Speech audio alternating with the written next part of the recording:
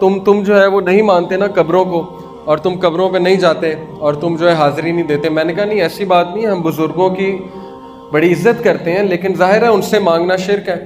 انہوں نے کہا نہیں میں تمہیں بتاتا ہوں، ہمارے محلے میں ایک لڑکا تھا، اس کو جو ہے نا وہ مرگی کے دورے پڑتے تھے، اسکیزوفرینک تھا، تو اس کو مرگی کے دورے ایسے پڑتے تھے کہ وہ بیٹھے بیٹھے کانپنے لگ جاتا تھا اور پاگل ہو جاتا تھا اور باولا تھا اور منہ سے تھوک نکلتی تھی، جھاگ نکلتی تھی۔ تو ڈاکٹروں نے جواب دے دیا، تو ایک پیر صاحب نے کہا کہ آپ اس کو نا فلانی قبر پہ لے جائیں اور وہاں لے جا کے نا یہ جھاڑو دے بابا جی کی قبر پہ اور صفائی کرے اور وہاں جا کے دعا مانگے تو یہ بالکل ٹھیک ہو جائے گا۔ تو انہوں نے کہا تم مانتے نہیں، وہ وہاں پہ گیا، اس نے جھاڑو دی، اس نے جو ہے دعا کی، وہ ٹھیک ہو گیا۔ تو میں نے کہا اس کا کیا مطلب ہے؟ کہتے اس کا مطلب ہے کہ قبروں پہ جانا چاہیے اور وہاں پہ جا کے دعا بھی کرنی چاہیے۔ میں نے کہا نہیں، اس کا مطلب صرف یہ ہے کہ اس بچے پہ جن تھا، شیطان تھا، جب اس نے دیکھا کہ ان کا ایمان پختہ ہو رہا ہے یہاں پہ آنے سے تو وہ نکل گیا اور آپ کا ایمان پختہ ہو گیا۔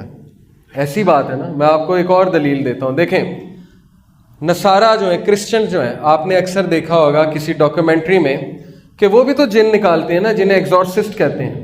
جو کرسچن پریسٹ ہیں وہ بھی تو جنات نکالتے ہیں۔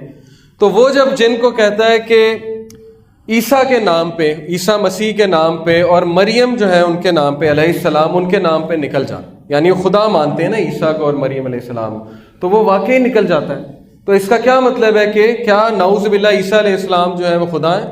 کیا اس کا یہ مطلب ہے مریم علیہ السلام جو ہے نعوذ باللہ وہ خدا ہے؟ نہیں، بلکہ جب شیطان دیکھتا ہے کہ اس کا شرک پختہ ہو رہا ہے، اس کا کام ہی کیا ہے؟ اس کا کام ہی ہے کہ انسان سے شرک کروانا۔ جب وہ دیکھتا ہے کہ شرک پختہ ہو رہا ہے تو وہ نکل جاتا ہے تاکہ مزید ان کا ایمان جو ہے وہ پختہ ہو جائے۔ تو اتنے خطرناک حد تک یہ جاتے ہیں اور اس طرح سے لوگوں کے عقائد خراب کرتے ہیں کہ آپ سوچ بھی نہیں سکتے۔